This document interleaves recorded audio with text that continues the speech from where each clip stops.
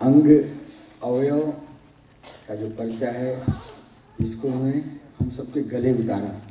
मैं देख रहा था कि कई बहनों कई भाइयों के आंखों में आंसू भर आए। बात ही ऐसी है, परम पूज्य गुरुदेव के हम सब अंग अवयव हैं। इसमें एक संस्मरण शेयर करना चाहूँगा जो आदरणीय वीरेश्वर उपाध्याय जी ने उसी गोष्ठी में बताई थी कि परम पूज्य गुरुदेव अंग अवयव किसको मानते हैं और उनके लिए क्या करते हैं और उनके मन में क्या पीड़ा है और क्या देना चाहते हैं। आदरणीय उपाध्याय जी बता रहे थे कि टाटानगर शक्तिपीठ की प्राण प्रतिष्ठा की बात है, तो संकल्प लेने के लिए लगभग 24 लोग आए हुए थे। उसमें अधिकांश संपन्न या प्रभावशाली उस क्षेत्र के शक्तिपीठ की स्थापना के लिए।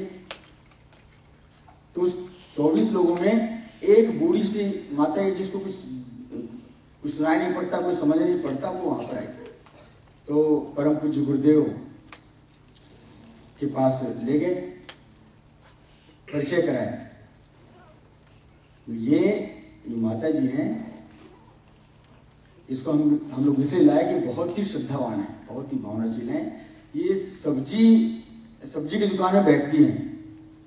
किसी यज्ञ में उनको पता चला वो लाई हुई है और परम पूज्य गुरुदेव के हाथ में समर्पित किया उन्होंने। परम पूज्य गुरुदेव उसको हाथ में लेकर स्थिर से लगा लिए और कहने लगे कि ये मेरी शबरी है ये। और उपाध्याय जी कहने लगे कि बेटे इसका फोटो खींचना, इसको सब कुछ देने का मन कर रहा है, सब कुछ सौंपने का मन कर रहा है। भाइयों माता बहनों, ये अंग अवयव है। इसलिए यदि योग्यता नहीं है, यदि आपको बोलना नहीं आता, गाना नहीं आता, लेकिन भावना यदि है, तो परम पूज्य गुरुदेव देख रहे हैं और हम सबके बीच में है। हम सबको अंग अवयव बनने की साधना करनी चाहिए। श्रद्धेय डॉक्टर साहब ने उस गोष्ठी में कहा था, अंग अवयव बनने की हम माला करते हैं, जप करते हैं, उपासना करते हैं, लेकिन एक साधना ऐसी भी है कि परम पूज्य गुरुदेव क्या सोच रहे हैं, क्या देख रहे हैं। उस साधना को यदि हम सब करेंगे तो निश्चित रूप से अंग अवयव बनेंगे। दो पंक्तियों के साथ में मैं जो पिछले गायत्री जयंती को ये गीत प्रस्तुत हुआ था, उसमें 4 पंक्तियां हैं। आज गंगा दशहरा का पावन दिवस, पूज्यवर याद तुमको करते सदा। आज गंगा दशहरा का पावन दिवस, पूज्यवर याद तुमको करते सदा।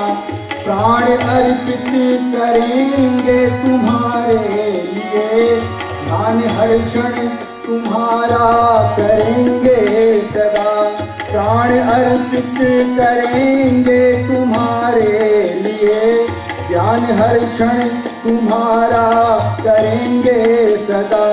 ध्यान हर क्षण तुम्हारा करेंगे सदा, करेंगे सदा।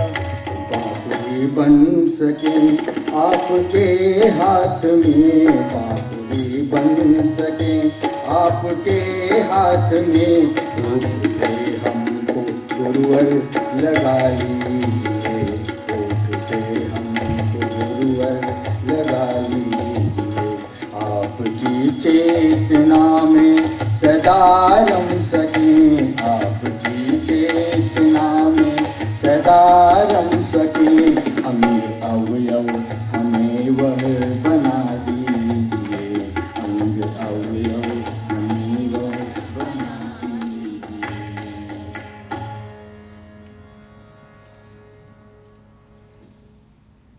धन्यवाद आदरणीय भटनागर जी। गुरुदेव द्वारा लिखित अपने अंग अवयवों को लेख को आपने जो विस्तार पूर्वक बताया और सहजता से बताया, आई थिंक ये बहुत जरूरी था हम लोगों को जानने के लिए। और हमें तो संकल्प लेना चाहिए रोज ही पढ़ें, और पढ़ें मतलब दिल से हृदय से आत्मसात करने की हम कोशिश करें। गुरुदेव ने कहा अंग अवयवों से, मतलब ये हो गया अगर वो देख रहे हैं तो हमारी दृष्टि से सबको देखना चाह रहे हैं। हमारा जो दृष्टिकोण है,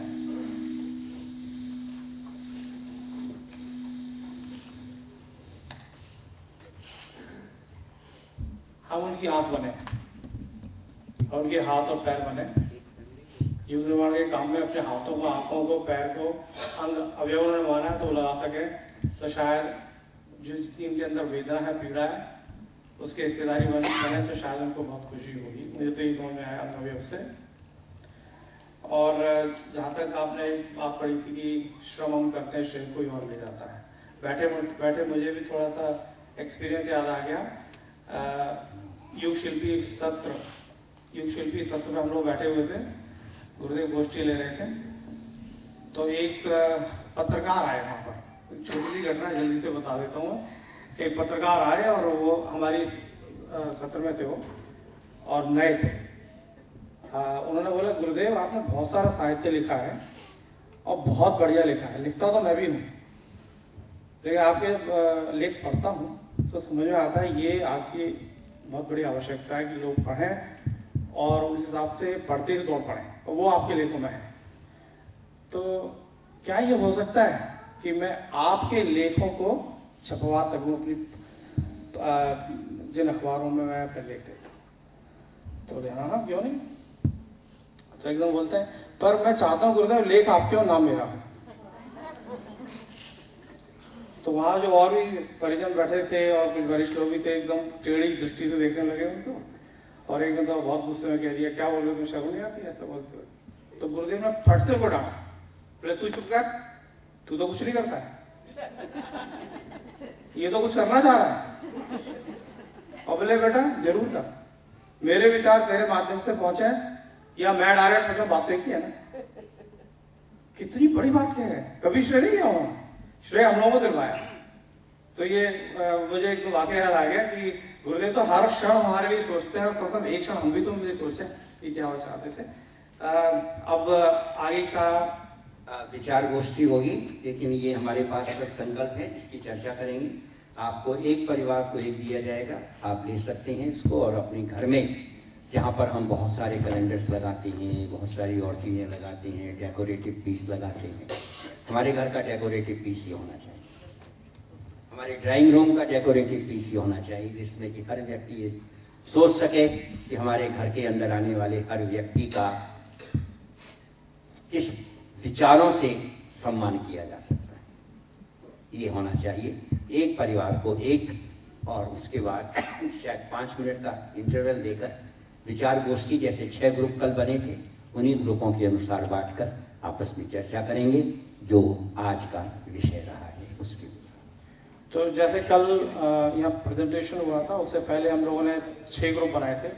वैसे ही हम 10 और 15 लोगों के बीच में 6 ग्रुप बना लेंगे। फैसिलिटेटर वही है हमारे पास, और भटनागर जी ने जितना भी वो बताया उसी पे आज चर्चा कर लेंगे। कल इसका प्रेजेंटेशन भी करेंगे तो और क्लियर हो जाएगी बात, यही आप चाहते हैं। तो कल इसका भी प्रेजेंटेशन कर लेंगे।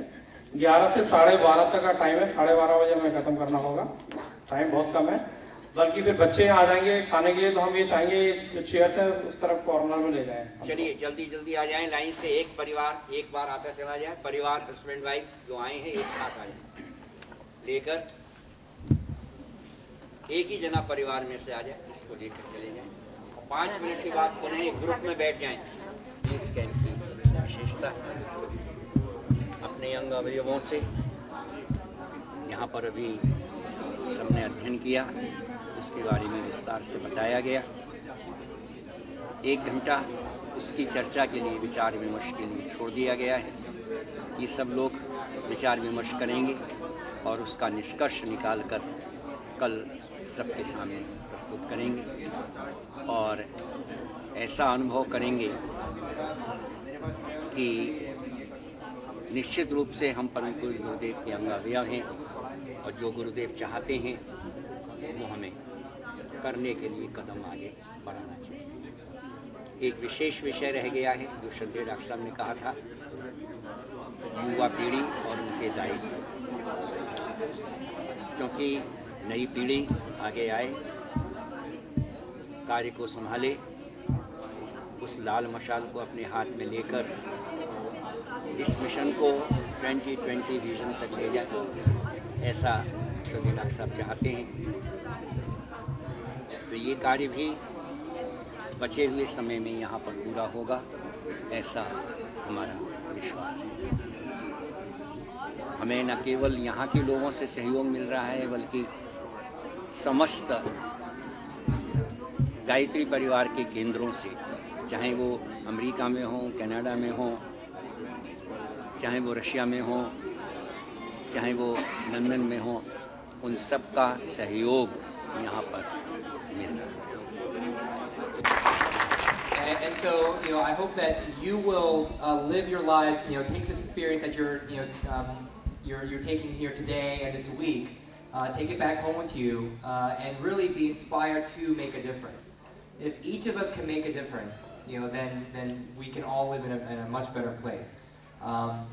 There are two quotes that I really like to say over and over again, so I'll leave you with those.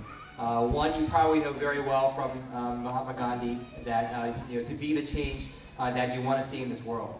And the other is from an author named Margaret Mead, and she said that there's no doubt that a small group of concerned citizens can change the world.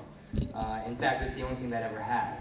And so, as you're here today, at being a small group of concerned citizens, look to change the world, look to make a difference and make an impact, a positive impact in our world. So thank you very much for letting me interrupt.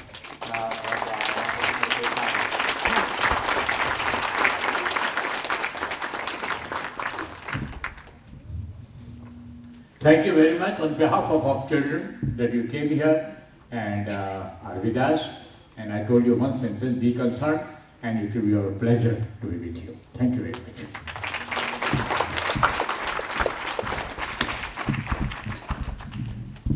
Wonderfully short and beautiful speech. I think I'm sure kids were inspired. Thank you. Very inspiring for that. Thank you. For us so much. Very grateful.